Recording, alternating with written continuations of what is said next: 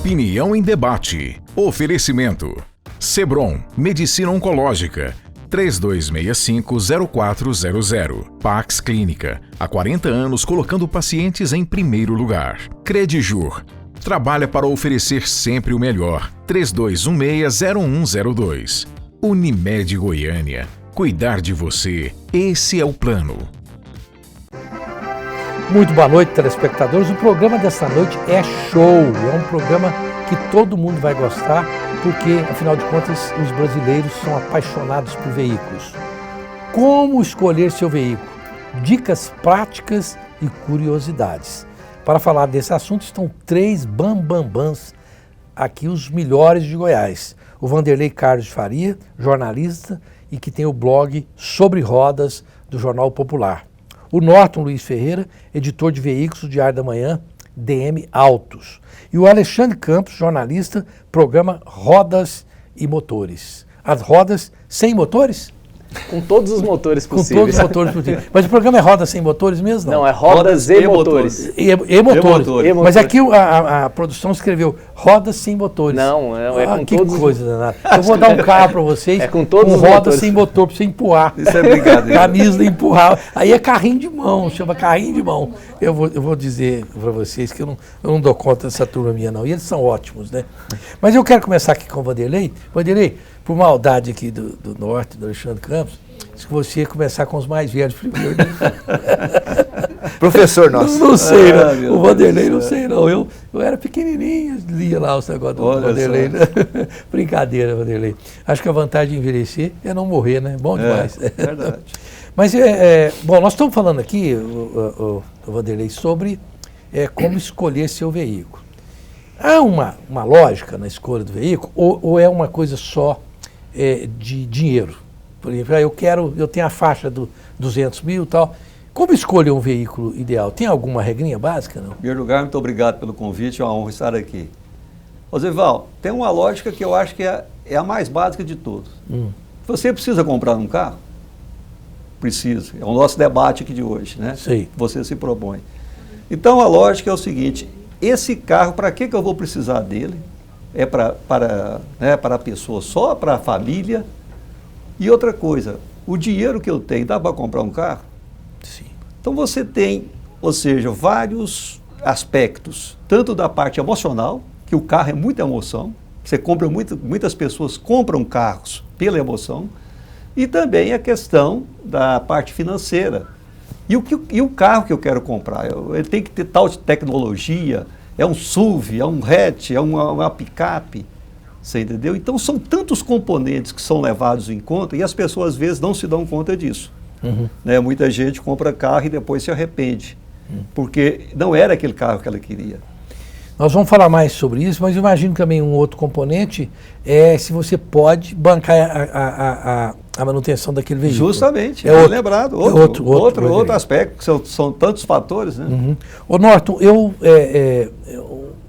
morei mais de 10 anos nos Estados Unidos e uma das muitas frustrações que eu tive, não só lá como aqui, o mundo é feito de frustrações.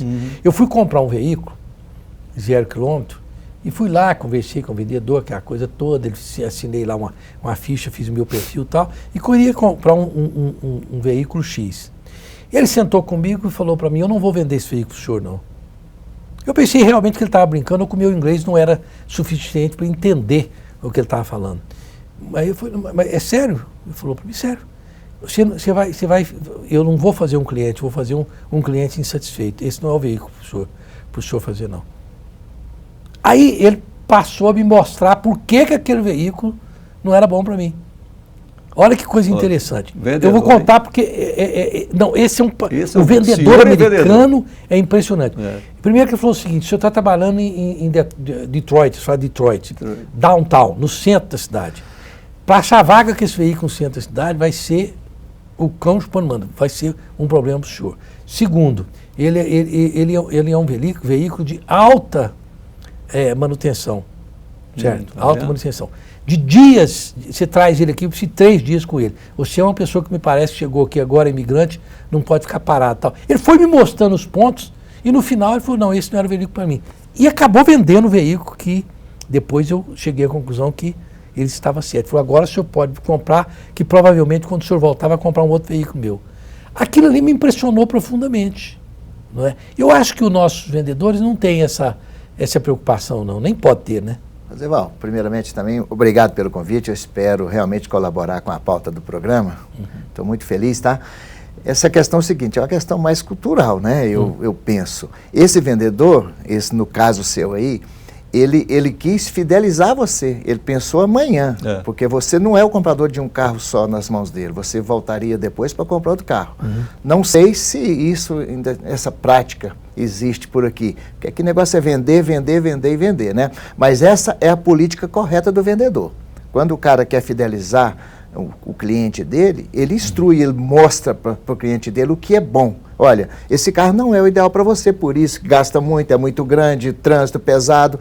Para a sua atividade, para o fim que você busca, o carro ideal seria um carro menor, um SUV, ou mesmo um carro mais compacto, assim assado. Então, eu penso que se não praticam isso aqui, acho que as pessoas, né, os vendedores devem se reciclar, não estou dizendo que fazem, devem se reciclar, para poder orientar melhor. Ainda mais nesse momento hoje de desespero, todo mundo na busca de um veículo, falta carro, falta componente, o carro usado vai preços estratosféricos, aquela coisa toda, sabe?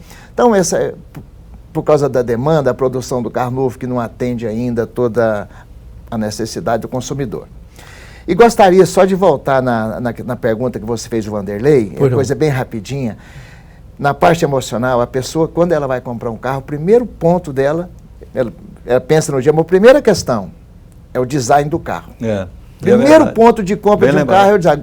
Apaixonei. Pelo design. É interessante aqui, Alexandre Campos, que o Vanderlei falou uma coisa assim, a primeira coisa é saber se você precisa de um carro. Eu faço parte de uma geração de complexados assumidos. Por exemplo, todo jeito inteligente hoje não precisa ter um telefone fixo. Só as bestas como eu que tem um telefone fixo. Por quê? Porque eu sou complexado, porque eu sou do tempo que eu não tinha dinheiro para comprar um telefone fixo. Então hoje eu tenho, nem que seja para ele ficar lá, não fazer um telefonema com ele, mas eu tenho, ele é meu. Enfeite. Ele é enfeite, mas é meu. Eu pago, dou conta de pagar. Porque eu sou da geração que o telefone varia um carro, eu não podia ter.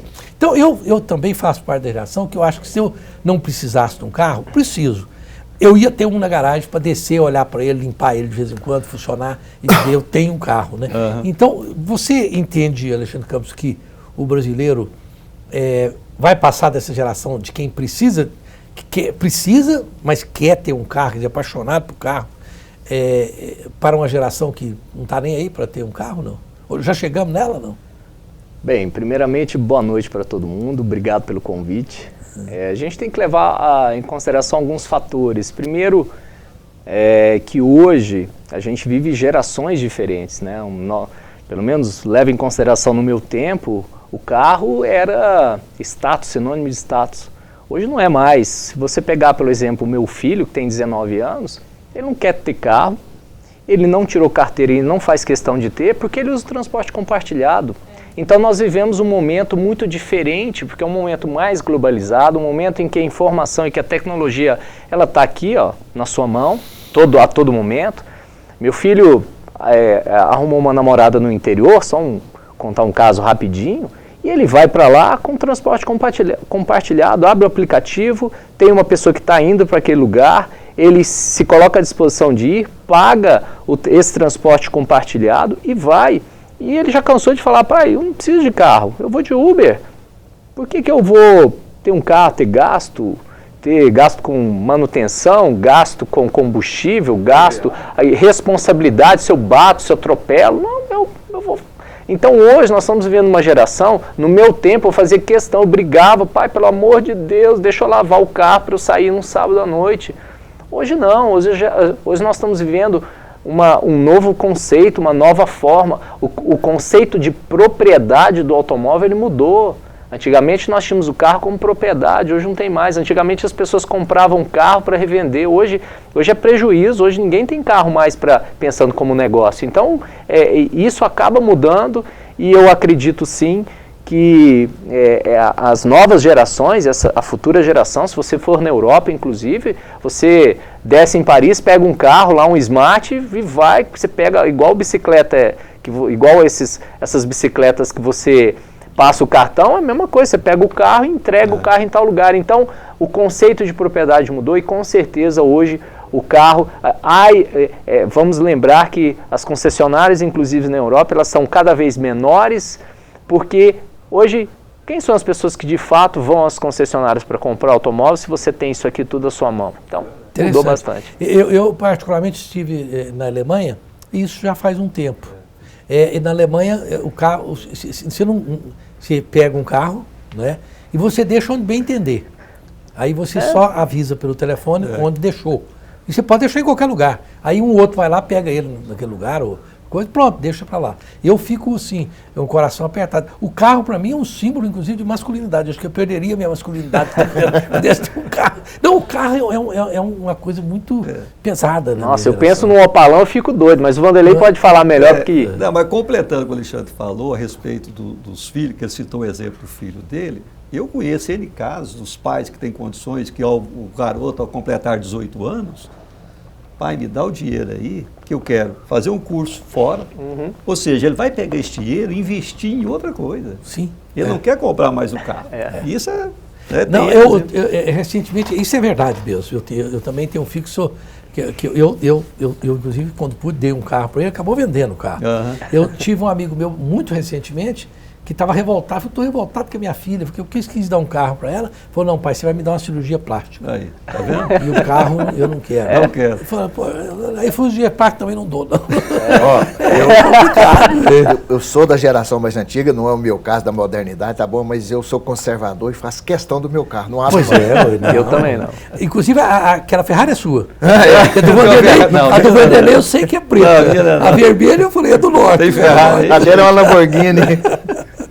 Olha, não se esqueça que o Sebron foi o primeiro centro de radioterapia a trazer o TrueBeam. Olha, se é importante para você e traz benefícios para quem tem problema de câncer, com menores taxas de incidência de problemas, o Sebron traz e faz. Telefone 3265-0400. Unimed de Goiânia, cuidar de você, esse é o plano. Comece 2022 com muita saúde. Faça um plano Unimed e ganhe o outro para o seu sorriso. Mas aproveite que é só até o dia 31 de janeiro. É só ligar ou chamar no zap 3216-8700. Unimed Goiânia. Cuidar de você. Esse é o plano. Eu tenho Unimed, faço questão disso e a Unimed atende muito bem a minha família. Pega um plano da Unimed para você e fique satisfeito. E a Cerrado Acabamentos não é somente mais uma loja nesse segmento, mas sim a melhor.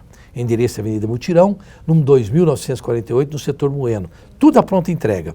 Telefone 3922-5600. E a Pax Clínica, eu falo da Pax Clínica aqui nesse bloco também, né, Misley? É uma instituição de caráter comprovadamente destinada ao atendimento de portadores de doenças mentais e dependentes químicos. Pessoas com problema de alcoolismo e vai por aí. BR-153, Sítio Santa Luzia, tocada pelo grande psiquiatra Dr. Salomão, 3282-7040. Vamos para um breve intervalo, voltamos já já.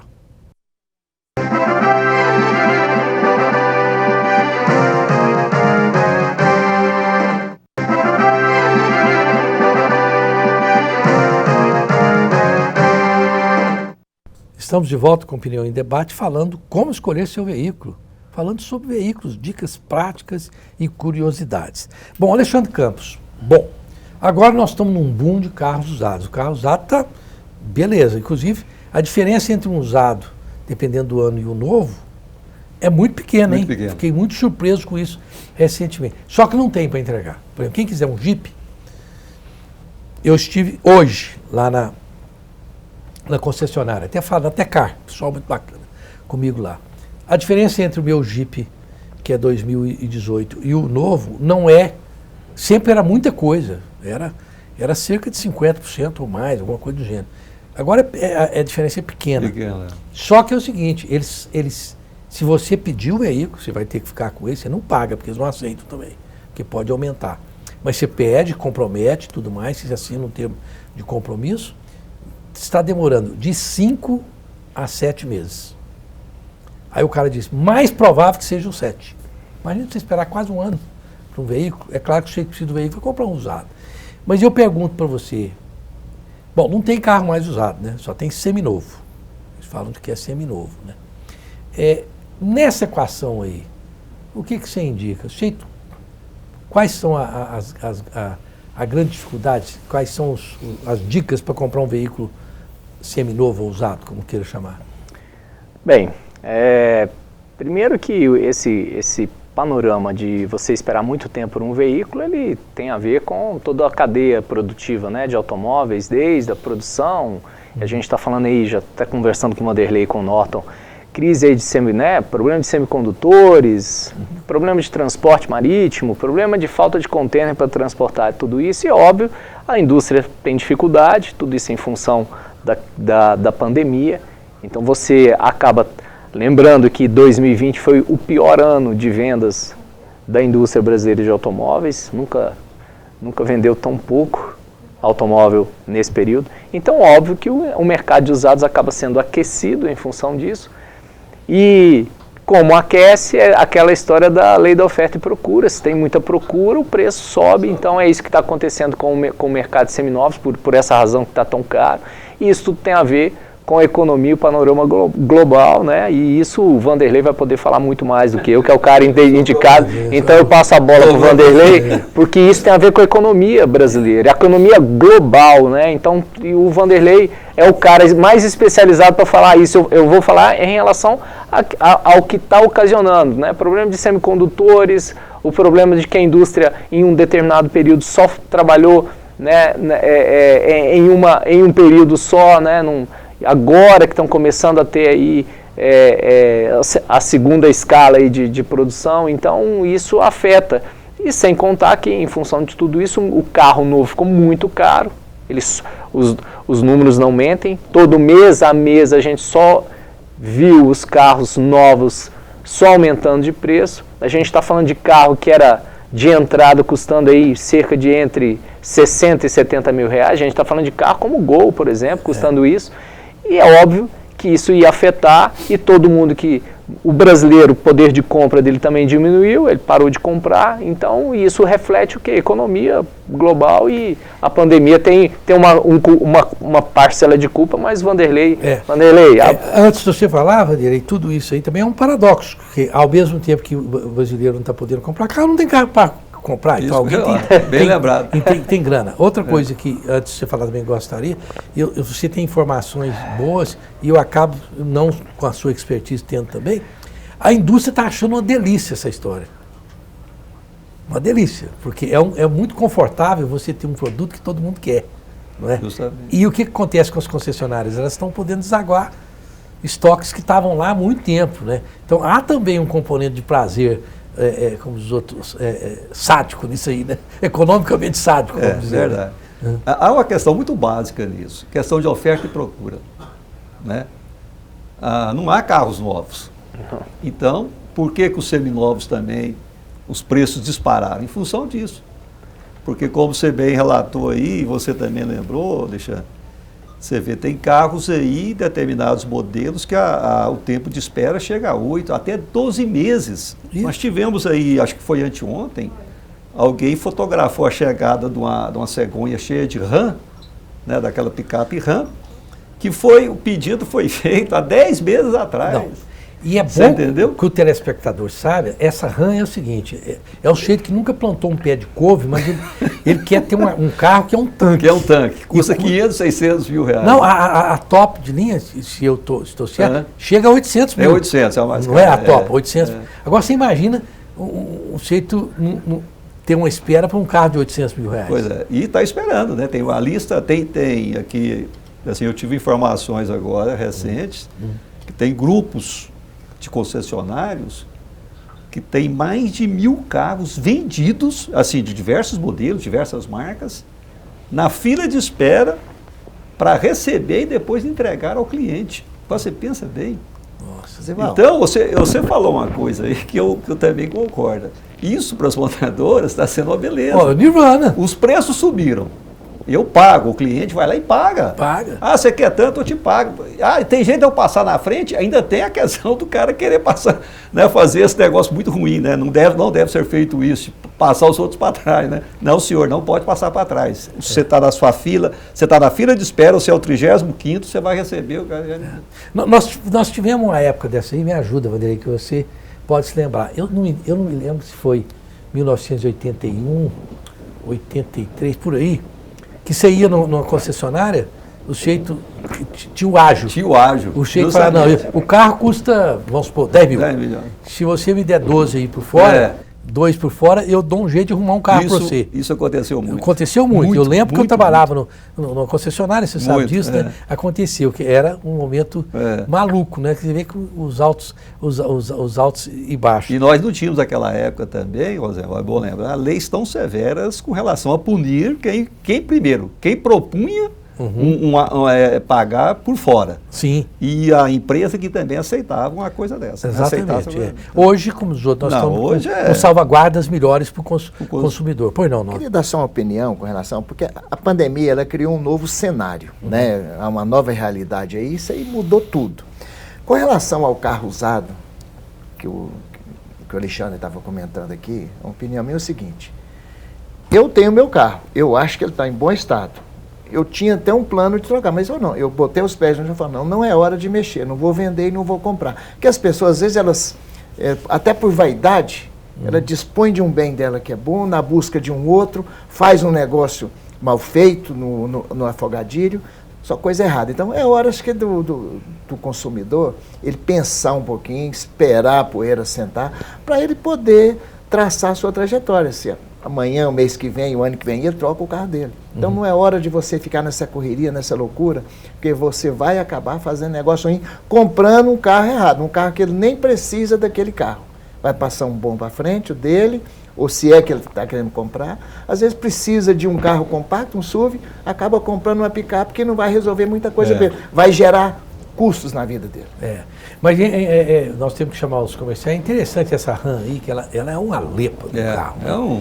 E eu tenho um vizinho de apartamento lá, que ele faz eu ficar com complexo, né? Porque eu estaciono meu carro, aí eu converso com ele olhando para cima. Aí esses tempos eu falei para ele, nossa, se você não descer dele, eu não vou conversar com você não, porque eu não quero conversar com você lá no alto, não. Mas é impressionante, aquilo lá é um tanque. O sujeito olha para você no trânsito assim e fala, a raia meu, né? O sujeito também compra aquilo ali, porque é uma coisa muito, muito pesada, né? Ele acha que ele é pesado mesmo, né? E R$700 mil. Bom, a Bandeira Odontologia Especializada fica ali no edifício New Business Style, Jardim Goiás, e o telefone é tocado pelo grande mestre odontólogo, o Dr. Carlos Bandeira, que eu indico altamente, telefone 3281-0647. Águas do Bem. Olha, essa água aqui é a Levite, eu preciso até tomar. A Levite, ela tem um excelente antioxidante, e uma das águas mais alcalinas com menor índice de teor de sódio do mundo, além de ter um sabor muito agradável. Entrega na sua casa, 3255-9626, é só ligar que eles entregam ali. Credijur, a instituição financeira da família e dos advogados de Goiás, com maior eficiência e menores custos. Telefone 3216-0102. E o Complexo Cicobi tem mais de 2.000 pontos espalhados pelo país. Procure uma agência e se informe, www.cicobi.com.br. E o Sebrae de Goiás, há mais de 5 décadas, dando apoio a pequenos e médios empresários. Acesse sebrae.com.br e descubra a unidade mais próxima de você.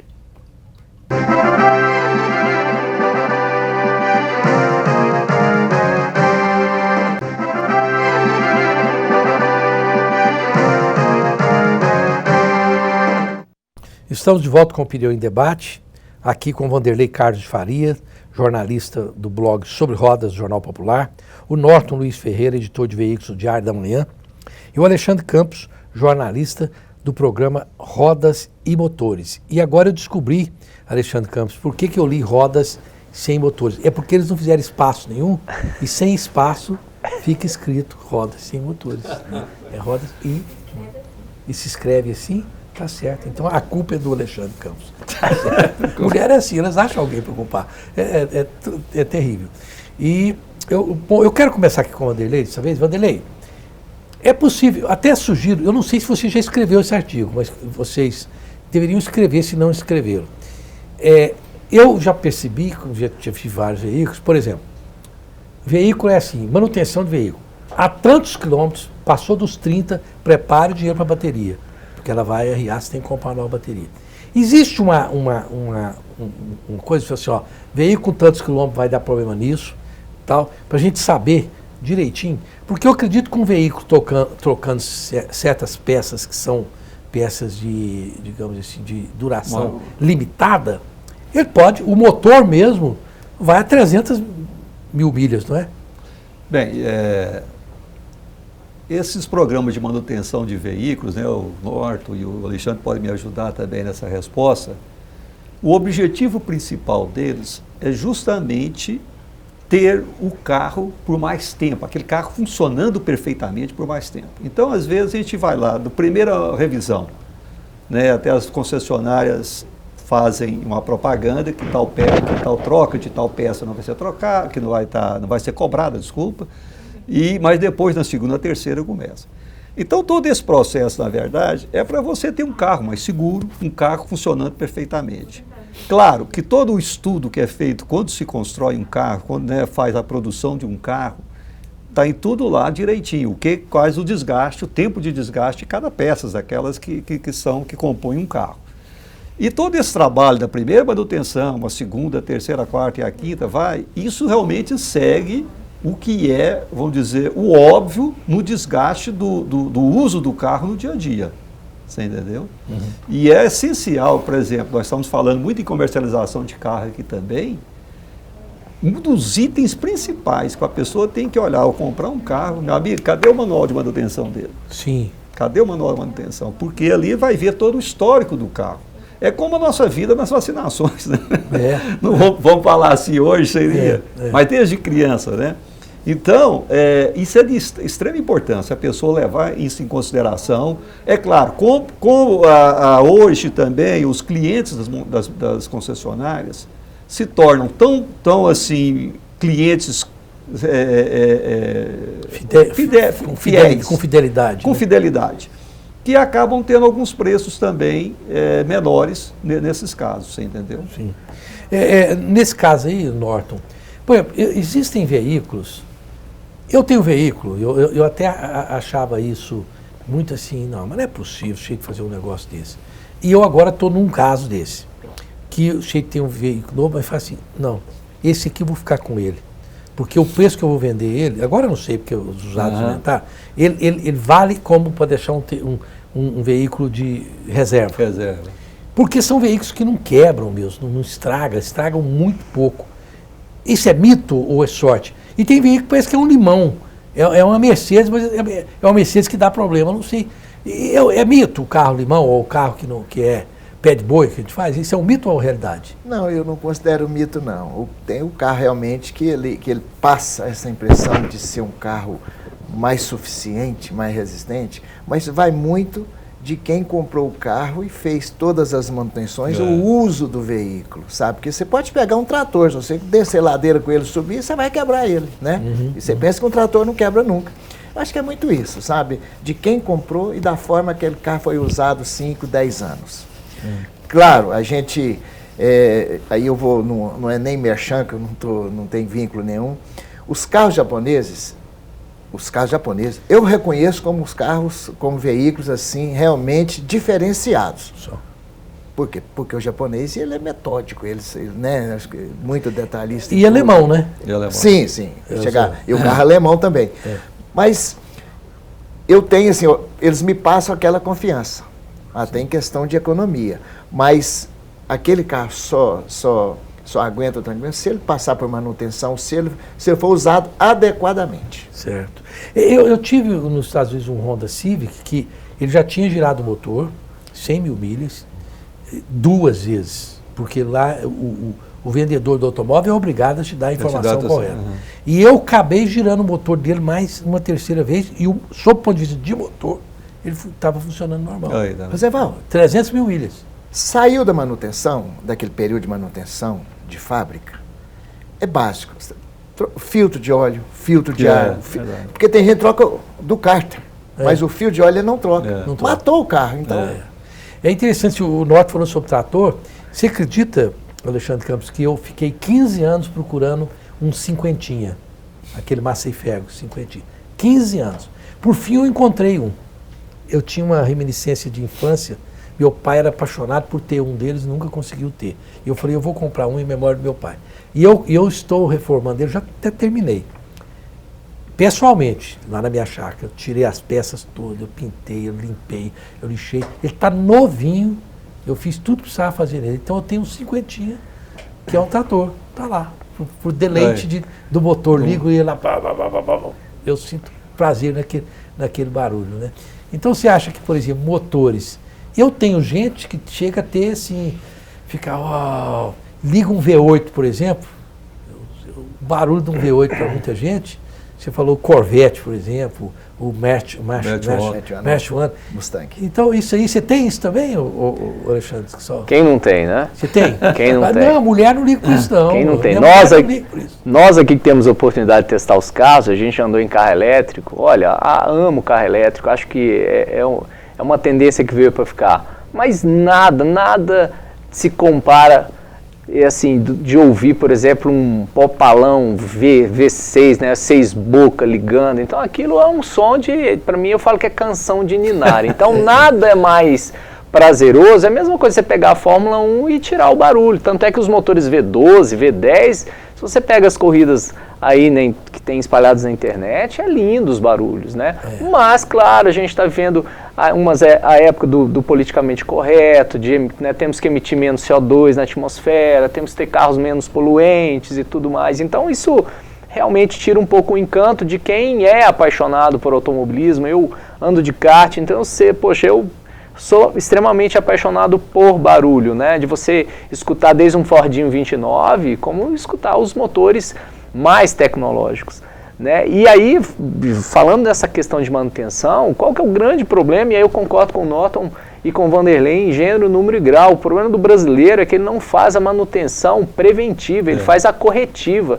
Ele vai na oficina quando está tudo arrebentado. E o grande problema hoje é que os automóveis eles têm muita eletrônica. Então não dá mais para você empurrar como um Opalão, um Mavecão da vida, que você ia levando, um Fusca que se você colocar água, ele anda. Então, né, a água dentro do motor, em vez de colocar óleo, você coloca água, ele está andando. Então hoje não tem isso mais. Né? Você tem que ter uma preocupação maior, mas nada se compara a um motorzão V8 fazendo barulho. A gente teve a oportunidade de andar nos Mustang Mach-1, pelo amor de Deus. Mas ele tem novo agora? Ele tem novo? Tem. Saiu a nova geração. Nova geração. É Chevrolet também. Não, Ford? O da Ford. É da Ford, desculpa. O Camaro. O Camaro, que veio do Mustang, né? É um motorzão muito bacana aquele lá. Olha essa questão do ronco aí, só também me dá um palpite aqui. Esse ronco, aquele ronco que arrepia, realmente, assim, se acelerar um carro esportivo assim, você dá uma tremida, né? Tende a desaparecer com a chegada do carro elétrico. Eu andei no carro elétrico. Fórmula tem carro elétrico. Parece que a gente está naqueles carrinhos de golfe, né? Não, parece que você está brincando de Autorama, entendeu? É diferente. Mas acelera muito. Acelera muito. E é realmente o futuro. Não há futuro, não tem como. Eu acho que a Fórmula 1, se você tirar o ronco do motor e até aquelas faíscas que parece que está tudo pegando fogo, a gente não quer. Eu assisti o filme. E aquilo é tudo fake news, né? Porque eles colocaram um assoalho com ferro para sair faísca, os motores, aquilo não existe. Eu pensei que era um motor não, colocaram fogo pela venta, porque aquilo antigamente os carros eram mais baixos e o assoalho literalmente pegava no chão. Hoje é tanta tecnologia nos carros, a gente está falando de motores. Gente, da Fórmula 1, 4 cilindros, com aquele barulhinho lento na Fórmula 1. E qual foi a diversão nossa? Foi de ver a treta do Hamilton, do Max Verstappen, porque, né, dessa parte competitiva. Mas os carros de Fórmula 1, eles são tão tecnológicos, que a pergunta que eu faço é, será que a Fórmula 1 hoje é esporte ou é política? Né? Será que é esporte de verdade? Porque tem tanta política envolvida, né? A tecnologia. Agora, voltar para trás, pegar na época de Senna, Piquet, que andava com freio a tambor, aqueles carrão, você vê que os caras ficavam praticamente lá de fora do cockpit ali. Então são tempos diferentes. Recentemente eu assisti, só para, eu vou chamar os comerciais agora, mas eu assisti ao filme do Schumacher, A Vida do Schumacher, né? Que coisa linda. O filme é muito bacana. Não, sensacional. Você assistiu? Não. Assiste na Netflix, assistiu ou Não. E recomendo o do Senna, hein? Eu assisti recentemente com a minha digníssima, ela também é fã de carros, e o do Senna também é espetacular. O do Schumacher é um show, né? Que conta a história do Schumacher de uma forma muito... É muito bonito o filme. E triste ao mesmo tempo, porque o Schumacher até hoje, coitado, está lá em coma, né? Voltamos já já.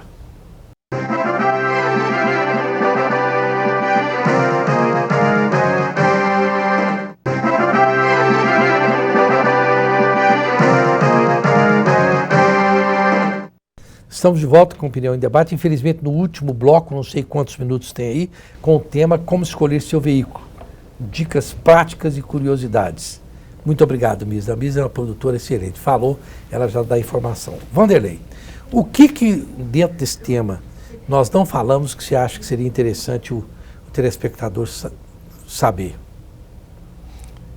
Bem, isso ao comprar um carro, é claro. Ao comprar um carro. Bem, ao comprar um carro, eu acho essencial você fazer um test drive no carro que você está querendo comprar. Porque muita gente chega a uma concessionária, conversa, e ele, eu vou ali ver o preço, né, do mesmo modelo. E não testa o carro.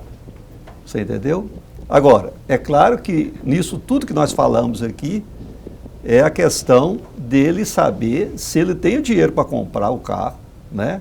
Que tipo de carro ele precisa, que é essencial também, porque às vezes, Rosenval, muitas vezes a pessoa compra pela emoção. Ou porque o vizinho comprou um SUV, ele quer um SUV daquele jeito, mas ele não precisa do SUV, só tem ele e a mulher. Então, que carro que eu preciso comprar? Eu tenho dinheiro para comprar? O que esse carro depois vai me trazer questões de manutenção, né, de IPVA, de tudo. Eu tenho dinheiro para pagar isso? Eu acho que isso é muito importante. As pessoas não pensam isso. Vai pela cor, como lembrou bem o Norton aqui, vai pelo modelo que achou muito bonito, mas qual é a necessidade do carro que eu preciso, né, no dia a dia?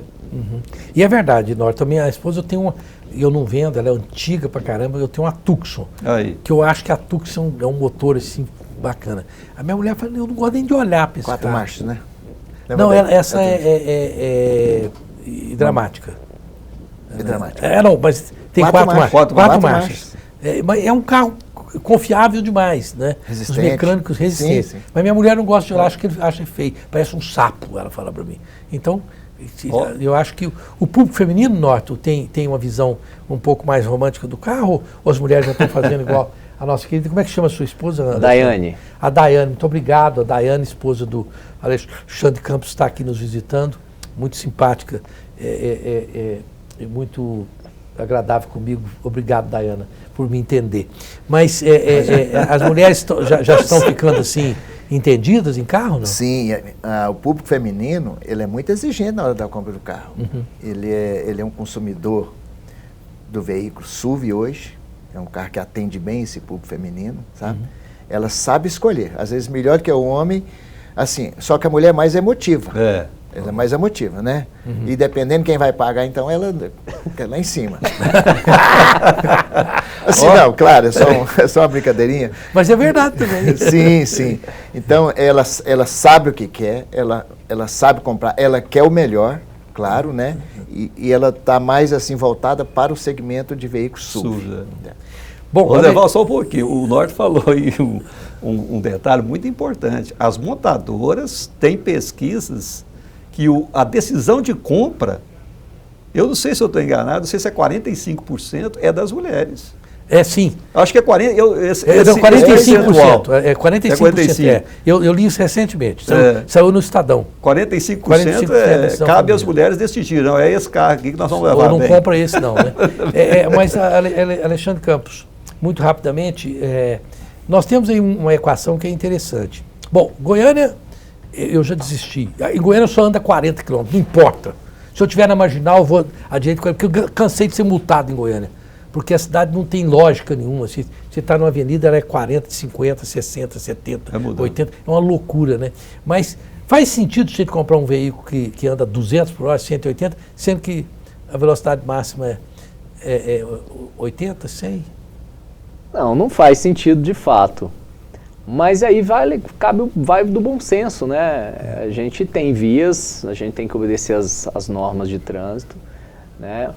Mas seria chato, por exemplo, para uma montadora querer lançar um Match One e dizer que ele vai ser limitado a 110 por hora, com um motorzão V8. Não faz sentido. O que ela vai dizer é o seguinte, ó, nós temos o motor, ele passa aí de tantos cavalos, mas cabe a você, o condutor, ter a prudência suficiente para dirigir esse veículo com cautela. E aí cabe, assim, aqueles apaixonados de plantão, tem hoje meios de você acelerar esse carro com segurança.